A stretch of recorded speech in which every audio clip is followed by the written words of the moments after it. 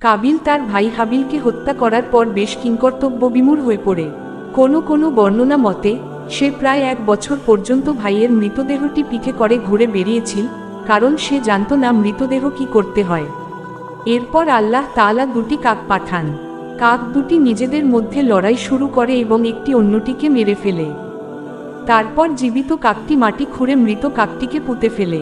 এই দৃশ্য দেখে কাবিল আক্ষেপ করে বলে ওঠে, হায়, আমি কি এই কাকটির মতো হতে পারলাম না, যাতে আমার ভাইয়ের লাশটি গোপন করতে পারি। এরপর সে হাবিলকে দাফন করে এবং নিজের কৃতকর্মের জন্য অনুতপ্ত হয়। ইতিহাসবিদদের মতে পুত্র হাবিলের মৃত্যুতে আদম গভীরভাবে শোকাভিভূত হয়ে পড়েন। ইবনে জারির ও ইবনে হুমায়দ এর বর্ণনা অনুযায়ী এই বিরহে কিছু পংক্তি উচ্চারিত হয়েছিল, যার মর্মার্থ হল, পুরো পৃথিবী ও এর বাসিন্দারা যেন বদলে গেছে।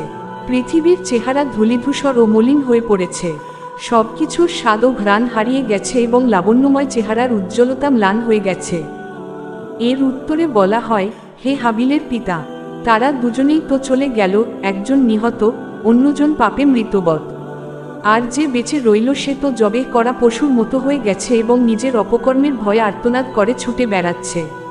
তবে এই বর্ণনাগুলো নিয়ে ইতিহাসবিদদের মধ্যে কিছুটা মতভেদ রয়েছে। মুজাহিদ উল্লেখ করেছেন যে কাবিল যেদিন তার ভাইকে হত্যা করেছিল সেদিনই তাকে তাৎক্ষণিক শাস্তি দেওয়া হয়েছিল।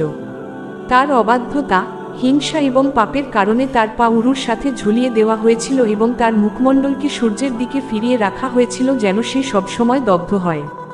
হাদিসে এসেছে যে আল্লাহ তাআলা জালিমকে পরকালের আগে দুনিয়াতেও শাস্তির স্বাদ আস্বাদন করান।